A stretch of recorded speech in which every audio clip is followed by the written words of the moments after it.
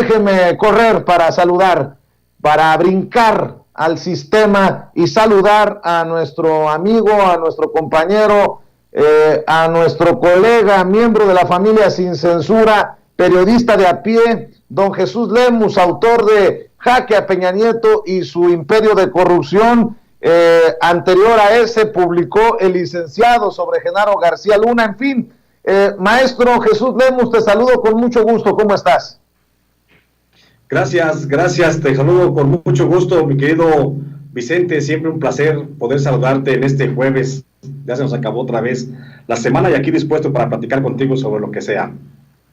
Claro que sí. Recuerde que usted puede ver y escuchar, conducir su propio espacio Sin Censura al maestro Jesús Lemus todos los sábados de 4 a 5 de la tarde. Jesús, hoy la pregunta: ¿por qué se debe enjuiciar a los expresidentes?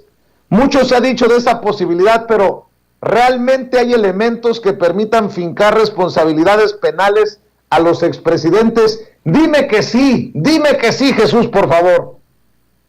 Claro que sí, mi querido Vicente. Pues mira, frente a la polémica que se ha desatado con relación a la propuesta del presidente Andrés Manuel López Obrador de llevar a cabo una consulta popular para conocer la opinión de los mexicanos respecto a si se debe o no enjuiciar a los expresidentes que cometieron ilícitos, es preciso hacer una reflexión. En primer lugar, la propuesta de enjuiciamiento penal no solo comprende a los expresidentes vivos, sino a todos los actores políticos, y esto significa que también exsecretarios de Estado, exgobernadores, exdiputados federales y locales, exsenadores, exalcaldes y hasta exregidores serían alcanzados por el resultado del plebiscito que se tiene programado para el próximo 1 de agosto. Por lo que hace a los expresidentes que aún están vivos, solo se ha debatido si estos deben ser llevados ante la justicia o no, pero se ha dejado de lado la profundidad de los actos por los que estos exservidores públicos deben rendir cuentas ante la justicia. Sobre este tema, hay que decirlo, los medios de comunicación en general no han informado claramente a la población sobre los actos que cometieron. La memoria colectiva a veces, mi querido Vicente, es muy difusa, por lo que es necesario un acto que refresque esa memoria masiva, y esto solo se puede lograr a través de la lectura de textos más sólidos, más reflexivos, que refieran claramente cuáles fueron los pecados por los que podrían ser acusados los actores políticos que tanto daño hicieron a los mexicanos y a la soberanía nacional. Afortunadamente para esto existen muchos textos informativos, ya lo hemos platicado aquí, en donde diversos periodistas e independientes refieren en sus obras de manera muy detallada lo desaseado que fue la conducta pública de estos gobernantes. Para que los mexicanos puedan emitir un voto pensado y razonado en la próxima consulta popular, considero que son imprescindibles una serie de libros que pueden ayudar a que el resultado del plebiscito no sea producto del encono y la pasión, sino más bien del análisis y la información certera de los mexicanos. Me permito mencionarte, mi querido Vicente, algunos libros para nuestra audiencia, entre los libros que yo recomendaría a manera de documentación para saber si hay que procesar o no procesar a estos expresidentes que son delincuentes, pues para tener las bases de conocimiento histórico en esta coyuntura también histórica. Creo que se encuentran libros, por citar solamente algunos, como El Cártel Negro de Ana Lilia Pérez Guillén, Secreto o Conspiración 2014 de Leopoldo Mendívil, Fox, Negocios a la sombra del poder de Raúl Olmos, Así en los Pinos como en la tierra de Diana Penagos, La guerra improvisada de Guadalupe Correa y Tony Payán. También se puede leer en Manos del narco de Ricardo Ravelo, La verdadera noche de Iguala de Anabel Hernández, Crímenes de cuello blanco de Edgar Morín, El amaciato de Álvaro Delgado, Los cómplices del presidente de Anabel Hernández, Los millonarios de la guerra de Penilei Ramírez, Felipe el Oscuro de Olga Gornat, México en llamas de Anabel Hernández, El señor de la muerte de Francisco Cruz, Estado de emergencia de Carlos Facio, Santana y Peña Nieto de Enrique Ávila, La historia detrás del desastre de Roberto Rock, entre otros muchos libros que podemos encontrar para irnos documentando sobre estos elementos. Actualmente hay en librerías más de 70 títulos, todos muy bien documentados, escritos por periodistas e investigadores muy serios, que explican de manera precisa cómo fue la gestión de gobierno de al menos los expresidentes más inmediatos, como Carlos Salinas de Gortari, Ernesto Zedillo Ponce de León, Vicente Fox, Felipe Calderón y Enrique Peña Nieto. Textos con los que el lector tendrá la posibilidad de emitir un voto razonado en la próxima consulta a celebrarse.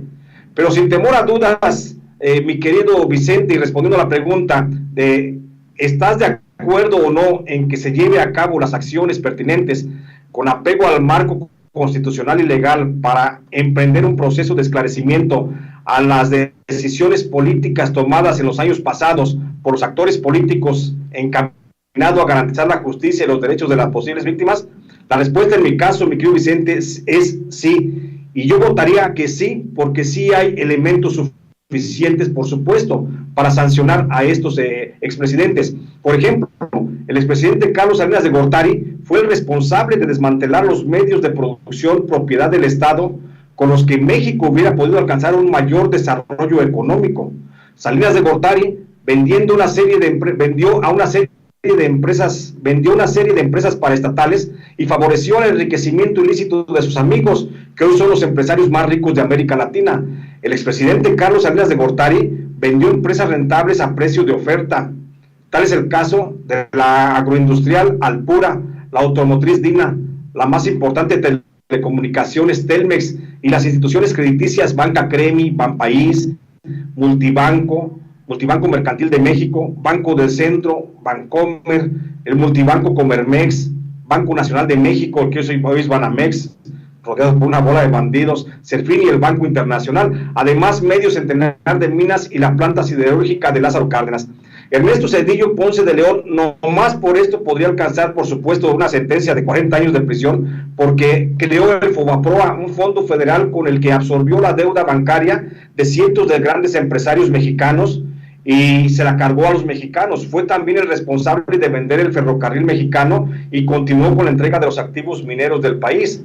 Durante el sexenio de Ernesto Zedillo Ponce de León, se dieron concesiones hasta por 50 años al Grupo Ferroviario Mexicano Ferromex, Grupo Acerero del Norte, Peñoles, Medios de Comunicación y Transportes de Tijuana, Grupo Triturador Basálticos, Tribasa, y por $1,400 millones se vendió la transportación ferroviaria mexicana a Industrias Kansas City.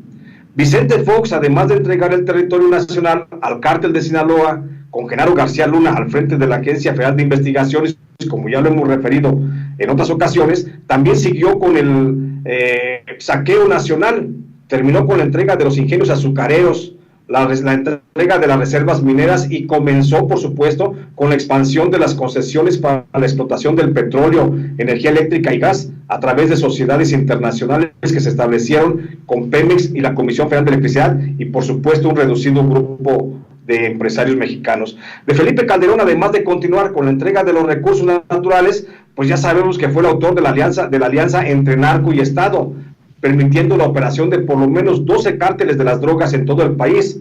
Fue el creador de la llamada guerra contra el narcotráfico y sumió al país en un baño de sangre que todavía se resiente hoy y del que todavía hoy se debate si vamos avanzando en la pacificación o no. Y finalmente Enrique Peña Nieto, quien solo continuó con la guerra contra el narco, quien no solo continuó con la guerra contra el narco y las relaciones narco-estado, también terminó por entregar toda la soberanía energética de México a través de la mentada reforma energética y entregó una tercera parte del territorio nacional a empresas transnacionales.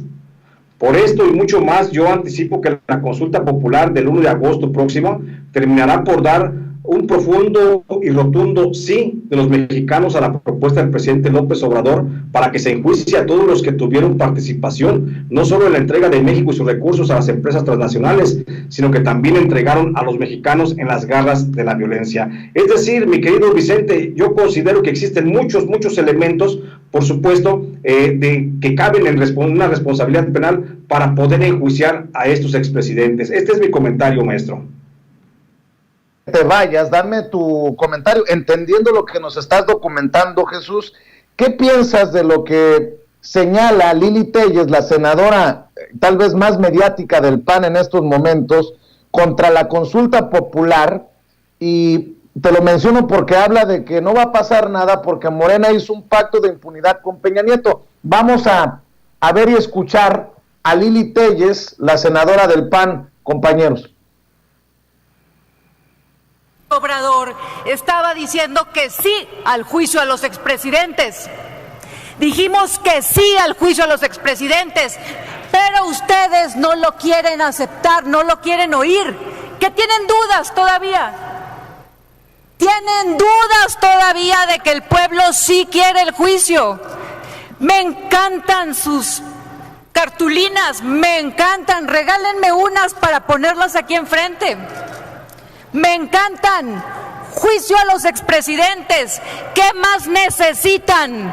Papelitos, cartulinas, consultas. Si ya saben que la gente sí quiere, pero les da miedo, porque tienen un pacto de impunidad con Peña Nieto y les da pavor ir tras los expresidentes. Por eso la echan para adelante.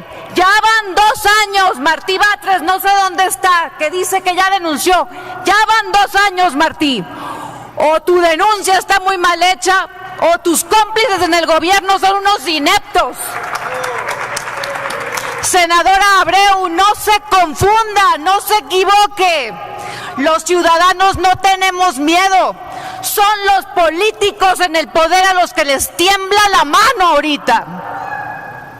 Senador Jara, lloro con usted, senador Jara. Me quejo con usted, me uno a usted, senador Jara.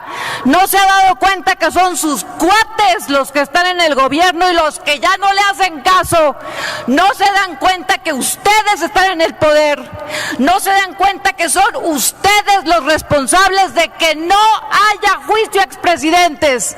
En la pregunta que quedó no se les toca ni con el pétalo de una rosa, ni el nombre, porque ustedes lo que quieren es usarlo para fines electorales, por cobardes, por ineptos, por convenencieros. México es mucho país para senadores tan serviles. Concluya y que se ponga el saco a quien le quede. Senadora. Bueno, son los dichos de Lili Téllez. Si así fuera el caso de que la pregunta no sirve para nada, pues debería de reclamarles a los ministros de la Suprema Corte de Justicia de la Nación, que fueron los que nos cambiaron la pregunta, que era clarísima sobre los expresidentes, y en ese sentido, pues que no le tengan miedo. Pues hay que salir entonces a votar, a participar el 1 de agosto en la consulta popular. ¿Tú qué piensas, Jesús, para cerrar? Yo pienso, mi querido Vicente, que bueno, la senadora Lili Téllez, pues como siempre es una veleta, no anda de un lado para otro, pero creo que en este caso no creo que haya el pacto de impunidad al que refiere ella entre el presidente López Obrador y Enrique Peña Nieto. Lo hemos dicho en otras ocasiones que sí pudiera haber un pacto de impunidad, pero justamente con el fiscal general de la República, y que Alejandro Gertz Manero, y que esta acción, esta consulta sería también una forma del presidente López Obrador para empujar hacia la pared al fiscal general para que comience a hacer un trabajo de investigación sobre las gestiones de Salinas de Gortari, de Cedillo Ponce de León, de Vicente Fox, de Felipe Calderón y de Enrique Peña Nieto. Yo creo que la consulta, más allá de los vaivenes mediáticos en los que habrá de entrar conforme se vaya acercando la fecha de la consulta, pues no tiene vuelta de hoja, y creo que es una situación que refiere de manera muy precisa al sentimiento nacional y a la intención del presidente por erradicar justamente la corrupción, y la erradicaría con ese magno acto de llevar por lo menos, te digo, ya nos damos de santos de que los lleve y los siente ante un agente del Ministerio Público a estos ladrones, pero la consulta popular, yo pienso, no tiene vuelta para atrás. Va a haber muchos ataques seguramente, como tú ya lo has estado mencionando, mi querido Vicente, pero esto ya es prácticamente un hecho que no se le puede dar reversa, y por supuesto, ahora hay que trabajar los que tenemos que ir a votar y promocionar justamente los hechos y las razones por las que queremos que se enjuicien los expresidentes, y que no sea, como te digo, un voto surgido del encono y de la venganza, sino que sea un voto razonado, el que pueda emitir la mayoría de la población. Y para eso estamos los medios de comunicación, para eso estamos los periodistas independientes, para exponerle al electorado, que al electorado próximo y a los votantes, cuáles son los argumentos que se pueden esgrimir y cuáles son las necesidades de pedir una exigencia o hacer una exigencia de hechos a los que fueron los actores políticos del pasado. Así es. Pues Jesús, hay que invitar a la gente para que te apoye con los libros, para que te apoye en redes sociales y para que no se pierda tu espacio, este sábado de 4 a 5 por los canales de Sin Censura. Gracias, mi querido Vicente. Por supuesto, invitarle a toda nuestra amable audiencia de Sin Censura que me sigan apoyando. Ahí está todavía el licenciado en algunas librerías, el licenciado que habla de la corrupción de Felipe Calderón y García Luna, y cuál sería, por supuesto, la razón para juzgar a estos funcionarios, concretamente a Felipe Calderón y cómo se relacionó con el narco.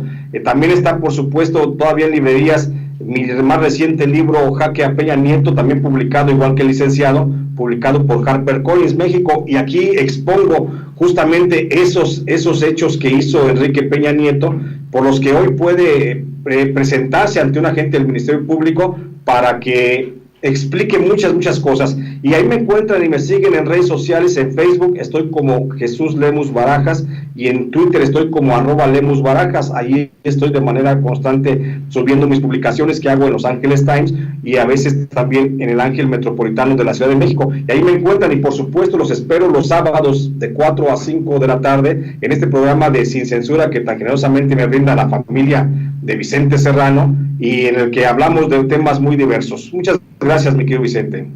Gracias, maestro. Es Jesús Lemus hablando con nosotros sin censura.